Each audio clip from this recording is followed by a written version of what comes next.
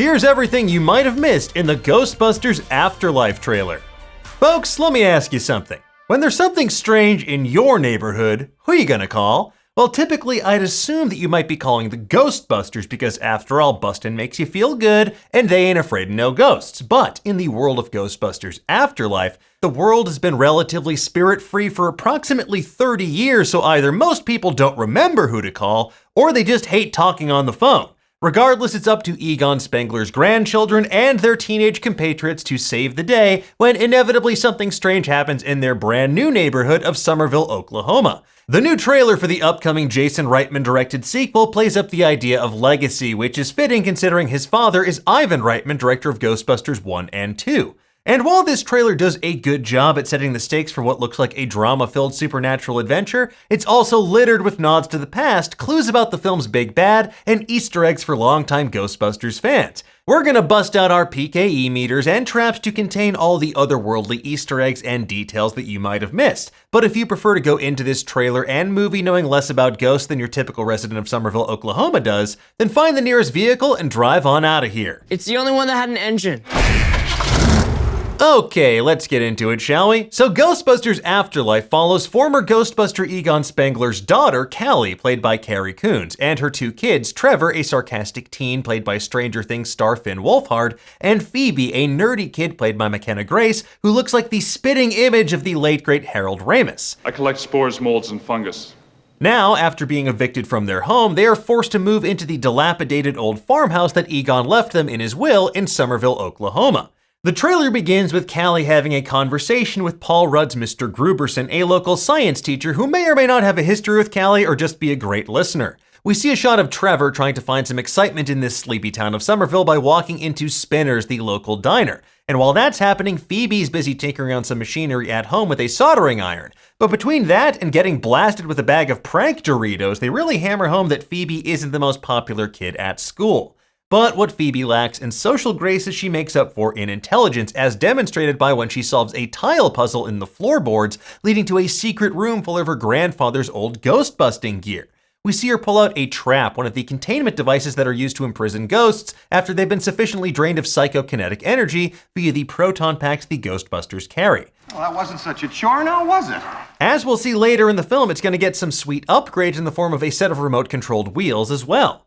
Next, we see Trevor and a group of other local kids driving to the middle of nowhere to check out an abandoned mine shaft, like you do. As we learned in a previous trailer, this belongs to the Shandor Mining Company, a reference to Ivo Shandor, the leader of the cult of Gozer, a death cult that worshipped the ancient Sumerian god of the same name. Sumerian, not Babylonian. Yeah, big difference. Ivo was also the designer of 550 Central Park West, the building in Ghostbusters that used rare metals and alloys to let it serve as a mandala to gather spirit energy and help summon Gozer to our plane of existence. Now, this is likely one of the places that he also collected those metals he needed to make mandalas like 550 Central Park West, and as we'll see, it's also going to be bad news bears for our heroes. So be good, for goodness sake. Whoa, somebody's We coming. have to get out of here. Back at the creepy old farmhouse, we see a yard full of old junker cars, which Egon likely stripped for parts to make sure the Ecto-1 had all the cool gunner seats it needs, as we'll see later in this trailer. Inside, though, we see an old photo of Egon Spengler, Ray Stantz, Peter Venkman, and Winston Zeddemore, the original Ghostbusters, standing outside their old haunt, their firehouse headquarters in New York City. Wow, this place is great. When can we move in? You gotta try this pole. And then we see another familiar face, Annie Potts as Janice, the Ghostbusters' old receptionist who apparently inherited the duty of helping to get Egon's affairs in order and being needlessly cryptic about all the ghost-busting gear on the property. Why doesn't Callie know about any of this? I have a bunch of questions. Phoebe discovers the Ecto-1 in the garage, which Trevor proceeds to then fix up because it's the only car on the property that actually has an engine. After a quick joyride, things take a turn for the spooky. We see thunderstorms and then daily earthquakes, the latter of which are inexplicable because, as amateur seismologist Mr. Gruberson points out, they're nowhere near a fault line. Next, we cut back to the Shandor mine where the teens witness an eruption of red spirit energy actually changed from green in the first trailer.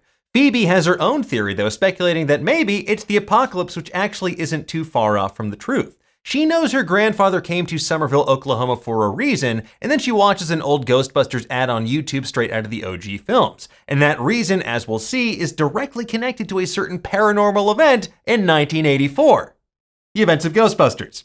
While the vintage audio from the ad plays, we see otherworldly smoke filling a room, a mysterious person, most likely Dan Aykroyd as Ray Stantz using a PKE meter to track spectral energy, lighting fixtures behaving weirdly around Callie, and a cavalcade of tiny Stay Puft Marshmallow Men waking up in the local Walmart to wreak havoc, scare Paul Rudd, and spear each other with cocktail umbrellas. It's all pretty dark. They're like cooking one alive with a little torch. What? Why? Why are you doing this? Stop it. Next up, we see Trevor, Phoebe, and two other would-be Ghostbusters, presumably Logan Kim as Podcast and Celeste O'Connor as Lucky, their real names apparently, descending into the Shandor mine, where they discover a massive statue with a familiar haircut, flanked by two anthropomorphic dogmen. This is a statue of Gozer the Destructor, the ancient god first worshipped in Mesopotamia, and those two dogmen are Gozer's heralds of destruction, Zul, the gatekeeper, and Vinz Clortho, the keymaster. So for once, there is no Dana, but there's also not only Zul.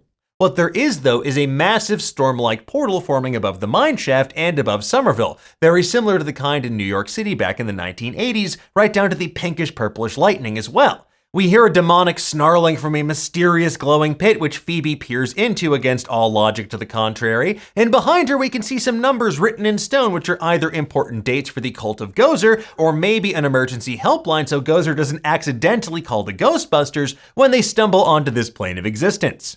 Phoebe then warns that something is coming as we see Gozer claw their way out of the pit, ghostly energy crackling and reforming their body in real time. It's unclear which form Gozer will choose this time around, but our brief glimpse resembles Slavitsa Jovan's portrayal from the original. And from there, things go from bad to worse as the local power station seemingly explodes, and a massive rift erupts in the middle of Main Street as specters, spirits, and certified spooky boys fly out of the portal above the mine shaft.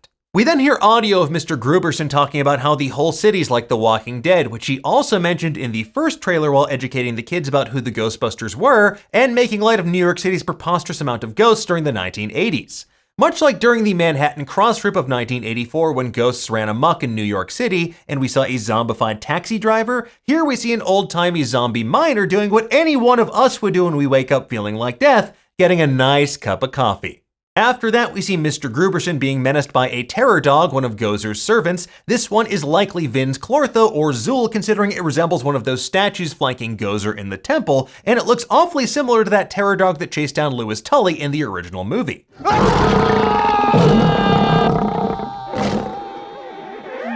We see them in full-on dog form shortly thereafter, chasing Mr. Gruberson out of a Walmart where he was previously menaced by those little marshmallow men. So I guess they really will hire anyone as a greeter these days, even a demonic pooch.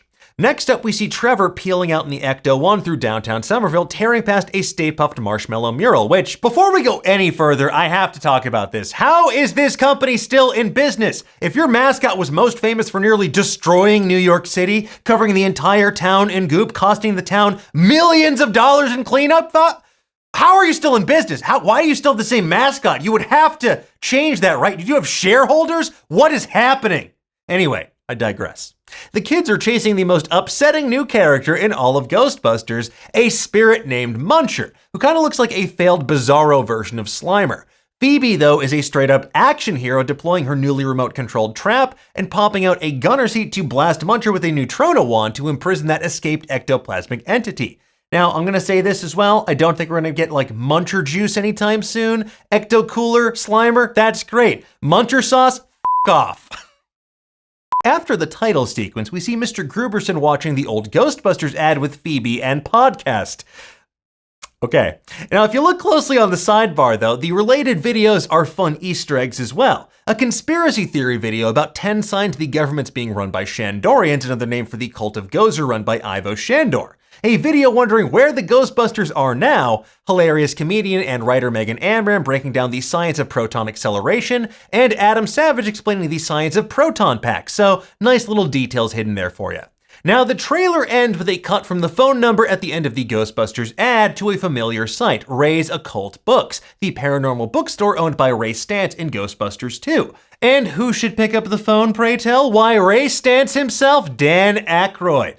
And based on reported casting news and toy reveals, he might not be the only familiar face making a cameo appearance in this movie either. But with that said, I'll let you spoil those for yourself.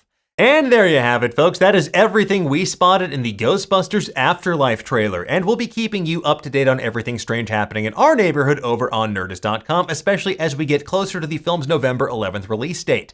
In the meantime, though, tell us, what did you think of this trailer? Did you spot anything that we missed? If you did, be sure to call in and... We're closed. Anyway, for the latest and greatest in the world of pop culture, make sure you stay tuned to Nerdist.com.